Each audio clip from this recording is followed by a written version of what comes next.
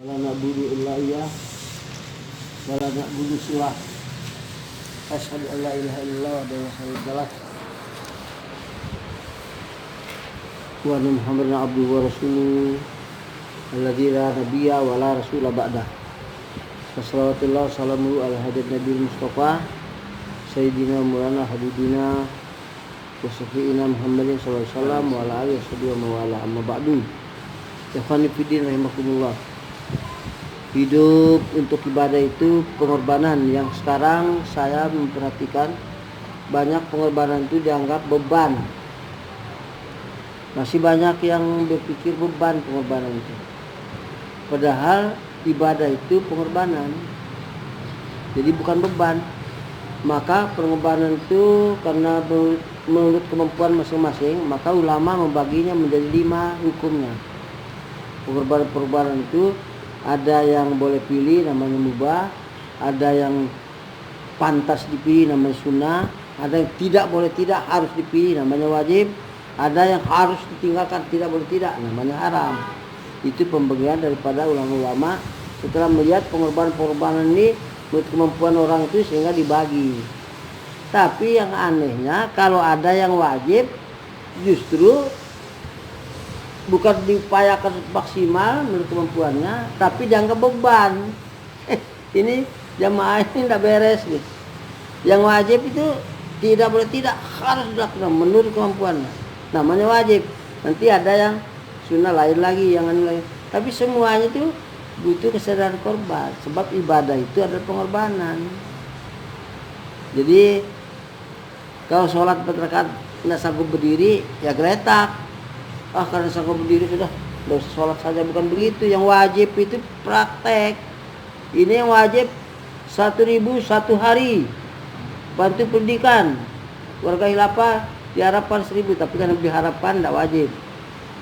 Banyak yang tidak 1.000 sehari, tidak sampai 30. 30 itu kelas paling, kelas rendahnya, kelas kambing itu 1.000 sehari itu paling orang kiri. Kelas kambing itu paling kirinya itu 1.000 sehari. Orang untuk anak-anak belanja roti aja 1.000 sehari nggak bisa.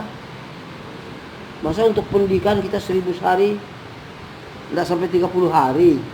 Datang 30.000 itu betul-betul pelit itu manusia itu. Sehingga rezekinya itu tidak dibalas. Susah. Apalagi tidak mempraktekkannya, malah jadi tercabut rahmat Allah. Yang wajib pun tidak dipraktek, malah tercabut rahmat Allah. Karena dia wajib. Yang sunnah aja dari praktek rugi. Saran kita 1.000 sekali, tidak diupayakan maksimal. Kalau sudah diupayakan maksimal, kan itu saran setiap keluarga itu 1.000 sehari. Baiklah. Tapi itu juga rugi kalau dia tidak sungguh-sungguh. Karena itu sunnah kalau saran. Kalau wajib ya tidak bisa, enggak. Tapi bagaimana ya? Kita ini mau menerima amanat dari Allah ini, kalau kita sendiri tidak sungguh-sungguh nggak bisa. Harus maksimal kemampuan yang ada, bukan ala kadarnya. Menurut ala kadarnya bukan begitu. Yang wajib itu mutlak. Istilahnya bagaimana kita perlu, jangan sampai dianggap beban. Kadang-kadang beban yang wajib demi minum makan di warung, terpaksa yang wajib dia tinggal gara-gara uangnya dipakai untuk makan di warung. Makan warung tidak wajib kok. Yang dia makan di warung bayar dulu yang wajib, kan gitu. Ini enggak ada hitungan. Seolah sama rata saja. Barat kapan saya sudah senang, saya merasa lebih, saya kasih. Saya enggak tahu hukum. Ada yang wajib, ada yang sunnah, ada yang makruh, ada yang haram, ada yang gitu, harus tahu. Jadi banyak hal yang tidak kita secara konsekuen menepatinya. Nah, sehingga saya perhatikan ya semua yang kita instruksikan itu pokoknya tidak boleh lewat handphone. Curhat juga. Padahal itu tercabut rahmat Allah. Begitu dia curhat, tercabut rahmat Allah. Hanya handphone dipakai untuk dakwah. Sudah tahunan dicek. Sudah tahu dan bukan baru 2 bulan, sebulan gitu. Malu belum paham sebulan. Ini baru tahunan. Masih juga ngerti nggak yang haram yang wajib ini usah main. Apa jual beli yang lain haram. Tapi itu baru setengah tahun berarti ya lebih kurang. Masih juga ada. Saya pikir gimana ya? Kita ini kalau diberi tugas, dipercaya oleh Allah, kalau kita memang tidak siap, nanti beban yang dipercaya umpamanya dikasih amanat oleh Allah, sedangkan dia bisa mikul 20 kilo, tapi diberi amanat yang beratnya 50 kilo, ya nggak bisa. Maka yang menghambat kemajuan Islam itu ketidaksungguhannya umat Islam itu sendiri. Padahal sudah berjamaah, tapi pikirannya kapan menang. Oh iya, jauh sekali. Bukan kapan menang, yang wajib kecil saja tidak sanggup itu. Pemikirin kapan menang, waduh kelamun. Inilah yang harus kita berantas di tengah warga khilafah ini. Jangan suatu yang wajib itu jangan beban, jangan kesempatan habis-habisin kita bagaimana, jangan sampai tidak diperlakukan begitu. Sungguh-sungguh, bukan ya mikir ala kadarnya lah, daripada kita nanti tidak bisa makan di warung, ya sudahlah, karena senang makan di warung, iya tidak cocok. Yang wajib itu nggak ada tandingannya, pokoknya nyawa-nyawa disabung jadi, itu tekadnya, jadi tidak tanggung-tanggung. Allah juga tahu dan Allah pasti balas, tidak akan rugi kita. Sering saya dengar yang mengeluh itu banyak amat ya, sebenarnya ini lagi beban lagi, pendidikan lagi, impak lagi, iya alangkah banyaknya. Loh alhamdulillah banyak itu kan, alhamdulillah. Sungguh-sungguh gitu. Nah itu, ini yang masih kurang di tengah kita ini. Mungkin karena namanya ya khilafah itu baru kita sih, yang lainnya belum. Lainnya masih baru negara Islam. Negara Islam itu haram hukumnya. Islam ini bukan negara, rahmatan alamin. Itu penipuan sejarah Yahudi bilang negara Islam pertama adalah Madinah. Percaya ulama-ulama itu kerjaan Yahudi. Negara Islam pertama adalah Madinah. Itu kerjaan orang nggak ngerti Islam itu. Memang sengaja barangkali mengatur. Kiai percaya semua itu. Akhirnya Islam ini seolah negara. Akhirnya negara Islam lah. Kata Allah rahmatan alamin Islam itu.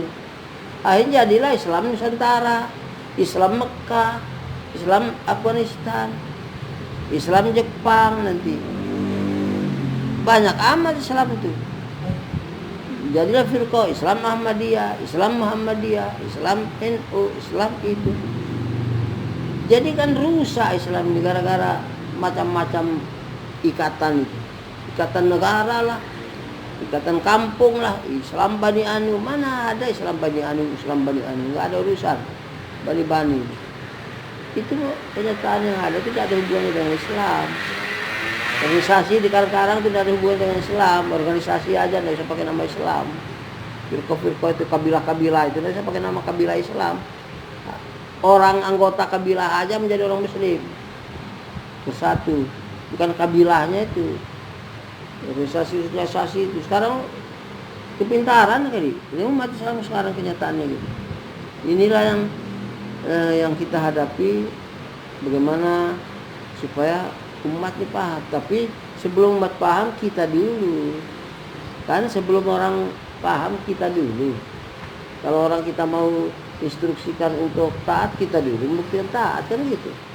Maka aturan itu atas pembagian ulama itu bukan Rasulullah yang bilang ini hasil daripada penelitian ulama, maka dibagilah hukum Islam itu ada 5 perkara begitu.